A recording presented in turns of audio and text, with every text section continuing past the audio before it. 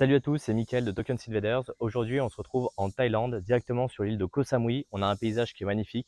Il fait super beau, ça fait un mois que je suis là, c'est vraiment super agréable. La Thaïlande, c'est un pays qui est extrêmement calme, extrêmement cool, les gens sont sympas. Le sud est un peu différent du nord, le nord est quand même un peu plus culturel. Bon, aujourd'hui, on va pas parler de la Thaïlande, on va parler de l'Estonie au niveau des crypto-monnaies et plus ou moins de la partie régulation des cryptos en Estonie, parce que j'ai eu la chance de pouvoir échanger avec beaucoup d'acteurs dans ce secteur-là et de comprendre un peu le fonctionnement et pourquoi c'est plus l'Eldorado qu'on pense encore l'Estonie. J'ai gardé mon téléphone avec moi pour avoir tout un tas de notes parce qu'il y a beaucoup de dates à pouvoir vous situer. Mais si vous débutez dans le secteur de la crypto-monnaie, je vous invite tout de suite à vous abonner à la chaîne YouTube, mettre un like et à récupérer le guide que vous pouvez trouver dans la description. Il est offert, donc allez vous servir. Alors on a entendu récemment parler de l'Estonie parce qu'en 2022, ils ont fermé en fait une société qui était une société de cloud mining, Hflare, qui était basée à Tartu, qui est globalement la deuxième plus grosse ville d'Estonie, qui est plutôt dans la partie milieu du pays. Et c'était un Ponzi d'une hauteur de 575 millions d'euros, donc un Ponzi qui était quand même assez conséquent en termes de tarifs. Globalement, il y a quand même beaucoup d'offres de cloud mining qui sont généralement des Ponzi, c'est-à-dire qu'on va vous proposer d'acheter de la puissance de calcul en échange d'avoir des rendements et une validation d'un certain nombre de transactions. Et le gros problème, c'est que les personnes n'achètent jamais les machines, et surtout des périodes comme on est actuellement, par exemple en bear market, et ben c'est extrêmement compliqué d'être rentable. Donc, en général, les produits de cloud mining, je vous déconseille de trop y aller parce que c'est pas forcément trop fiable. Même s'il y a quelques sociétés qui sont très bonnes, je dis pas que toutes les sociétés ne sont pas bonnes, mais globalement, il faut faire quand même très attention. Alors l'Estonie, c'était un petit peu l'Eldorado dans le secteur des cryptos dans les années, on va dire, 2017, 2018. Et pourquoi ça? Parce que en 2014, ils ont lancé en fait un programme qu'on appelle de e-résidence qui vous permettait de créer une société à distance. À distance. Tout l'Estonie a compris que l'informatisation, c'était vraiment leur moteur économique qui va permettre de se démarquer des autres pays baltiques, que ce soit la Lituanie ou encore la Lettonie. Et donc tout de suite, ils ont commencé à mettre en place une blockchain en interne. Donc c'est une technologie qu'ils ont commencé à appréhender très tôt. Et donc pour que les investisseurs extérieurs puissent venir créer des sociétés en Estonie, ils ont créé un programme de e-résidence qui vous permet avec une carte magnétique de pouvoir aller créer une société très facilement et avec une fiscalité qui est quand même relativement simple parce que vous n'avez pas d'imposition sur les bénéfices de la société, vous avez une imposition uniquement quand vous allez vous verser un salaire. Donc très intéressant pour le milieu des startups. Et donc globalement, ils ont lancé ce programme en 2014. Le problème, c'est que en 2015, il y a la Danske Bank, qui est une banque danoise qui a blanchi plus de 230 milliards via sa succursale en Estonie. Et bien sûr, c'était l'ensemble des capitaux étrangers. On ne parlait pas de crypto à cette époque-là. Vraiment, c'était uniquement des monnaies fiat traditionnelles. Et en fait, ce qu'il faut bien comprendre, c'est que l'Estonie, c'est pas une île qui est indépendante. Hein. C'est vraiment un territoire qui est rattaché à l'Union européenne, qui fait partie de l'Union européenne, donc qui est soumise à des lois, à des règles à respecter. Et ce qui s'est passé, c'est qu'historiquement, comme le blanchiment d'argent a été beaucoup fait par les pays baltiques et par le Royaume-Uni. Aujourd'hui, ça a quand même pas mal changé parce qu'ils ont mis en place pas mal de règles, mais ça reste des places de blanchiment qui sont quand même assez fortes. Alors j'espère que vous n'entendez pas trop les grillons autour de moi parce que ça fait quand même pas mal de bruit, mais bon, ça fait quand même partie du jeu. En 2015, il y a eu justement une réglementation qui a été mise en place pour tout ce qui est blanchiment d'argent qui s'appelle Moneyval et qui est globalement un organisme en fait d'anti-blanchiment qui va vraiment rentrer en profondeur pour s'assurer justement que l'argent ne soit pas blanchi.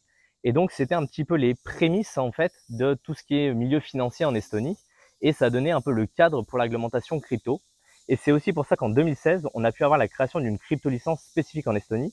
Alors cette licence, vous verrez qu'elle a été relativement simple à avoir et c'est pour ça que les sociétés ont commencé très rapidement à les s'implanter là-bas parce que fiscalité simple, l'État qui est habitué à la blockchain, donc c'est pas quelque chose de nouveau et puis ils n'étaient pas réfractaires à tout ça et les banques l'étaient pas trop non plus, donc c'était quand même assez simple de pouvoir créer. Donc en 2017, il y avait 4 sociétés qui avaient pu avoir une licence crypto là-bas, donc ça fait quand même pas beaucoup de sociétés. Et en 2018, il y en avait déjà 618. Pour vous donner un ordre d'idée, en fait, en France, il y en a quand même beaucoup moins que ça encore à l'heure actuelle des sociétés qui sont dans le secteur crypto. Donc on voit qu'en une année, ça a vraiment éclaté. Et ce qui s'est passé, c'est que en 2019, les politiciens, ils encourageaient vraiment les personnes à venir monter des sociétés crypto directement en Estonie parce que c'est une manne financière qui était juste énorme, qui rapportait beaucoup d'argent à l'État parce que bien sûr, les sociétés ont besoin de payer des salariés, ils ont besoin de se reverser de l'argent, on va dire, régulièrement. Donc du coup, à chaque fois, c'était taxé et globalement, sur les dividendes, c'est 20% d'imposition qui va être prélevé directement et récupéré par l'État. Et sur les salaires, on est à peu près à 35%. Donc c'est une manne financière extrêmement intéressante pour l'Estonie. Alors bien sûr, ça continue d'évoluer et en fait, ce qui s'est passé, c'est qu'en 2020, il y avait plus de 2000 sociétés pour un pays qui fait moins de 2 millions d'habitants. Donc je ne sais pas si vous vous rendez compte à peu près le nombre de sociétés crypto par rapport au nombre d'habitants, c'est quand même juste démesuré. Et ce qui se passait, c'est qu'en fait, il y avait uniquement une liste de documents à fournir et directement, vous étiez bon, vous aviez votre crypto licence. C'était ni plus ni moins qu'une checklist. Donc, il n'y avait pas un vrai contrôle en fait des acteurs. Et du coup, il y a beaucoup d'acteurs malveillants en fait qui sont venus se positionner en Estonie, ce qui a nui à l'image de l'Estonie et potentiellement ce qui a pu enclencher encore plus de blanchiment d'argent. Donc, l'État, ce qu'il a fait, c'est qu'en 2021, il a fait un changement de direction total à 180 degrés. Et ça, c'était une vraie problématique parce que du coup, toutes les grosses sociétés qui étaient là-bas, euh, qui elles souhaitaient être bien régulées et autres, se sont retrouvées vraiment dans la panade. Et en plus de ça, ce qui s'est passé, c'est que les sociétés, les grosses sociétés, elles n'aiment pas que le règlement change très régulièrement. Donc elles ont commencé à changer de pays, du coup ce qui a fait quand même beaucoup de mal à l'Estonie, mais ça a permis de nettoyer quand même beaucoup de sociétés qui étaient malveillantes à cette époque-là. Et pourquoi globalement ils ont fait ça? Tout simplement pour éviter de rentrer sur la liste grise de l'Europe. Alors la liste grise de l'Europe, c'est une liste qui a été définie d'un point de vue financier, qui, si jamais vous en faites partie, comme l'Albanie par exemple, à partir du moment où vous avez fait un virement bancaire, vous allez être bloqué sur la plupart des plateformes et ça va être vraiment très compliqué de faire du commerce avec l'Union européenne. Et donc, eux, ils voulaient absolument éviter de ça parce que c'est vraiment leur pays fonctionne énormément sur le tertiaire et beaucoup sur les échanges avec l'Europe de l'Ouest. Donc, si jamais ils étaient bloqués, globalement, toute l'économie du pays s'écroulait. Et l'Estonie, il est vraiment arrivé à se développer par rapport à la Lettonie et la Lituanie parce que justement, ils ont tout misé sur l'aspect technologique. Donc, c'était vraiment extrêmement important qu'il reste le plus droit et le plus propre possible pour continuer de faire évoluer. Et c'est pour ça qu'en 2021, il restait plus que 381 entreprises. On est passé de 2000 entreprises à 381 entreprises qui avaient la crypto licence. Donc on voit qu'on a vraiment fait un très gros nettoyage pour garder uniquement le meilleur. Et là, en 2022, il y avait plus que 150 licences, donc il y en a eu à nouveau encore la moitié qui a été enlevée parce qu'ils augmentent au fur et à mesure les critères. Ils demandent de prouver la qualité des services, d'éviter qu'il y ait du blanchiment d'argent, de contrôler les comptes en permanence. Et ils estiment réellement que le vrai modèle viable pour l'Estonie, c'est qu'il y ait entre 50 et 100 sociétés qui soient basées là-bas, parce qu'ils estiment que par rapport à la population, ce serait beaucoup trop s'il y en avait plus.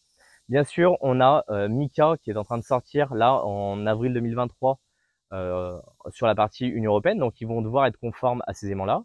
Et quand on parle à des très grosses structures qui sont basées en Estonie, eux, ils ont déjà anticipé en fait cette régulation. Ils ont même anticipé en allant plus loin sur la partie blanchiment d'argent pour être viable sur le long terme.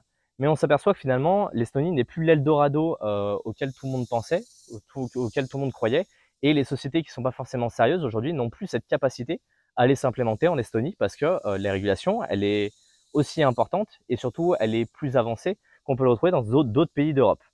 Alors, aujourd'hui, pour faire très simple, c'est que si jamais vous voulez monter une société dans le secteur crypto, on va vous demander déjà un certain nombre de fonds. Ça peut être des fonds de mémoire, c'est 250 000 euros pour des structures qui sont un peu importantes. Donc, ça te demande déjà d'avoir certains capitaux. Et après, ce qui va se passer, c'est qu'il va falloir avoir un certain lien avec les régulateurs pour pouvoir avoir des audits qui vont être réguliers, qui vont être corrects. Il faut bien également intégrer le fait que aujourd'hui, de faire des contrôles de blanchiment d'argent, ça coûte plus d'argent que ce que ça peut potentiellement rapporter. Donc, les États préfèrent vraiment avoir une structure et un cadre légal qui est très fort que d'aller essayer d'envoyer des audits en permanence parce que ça leur coûte quand même beaucoup d'argent. Et là, le gros problème, c'est que les régulateurs aujourd'hui sont pas très bons. Il y a des échanges qui essaient d'être faits avec eux, ça va de mieux en mieux. Les liens entre les sociétés crypto et les régulateurs s'améliorent au fur et à mesure du temps.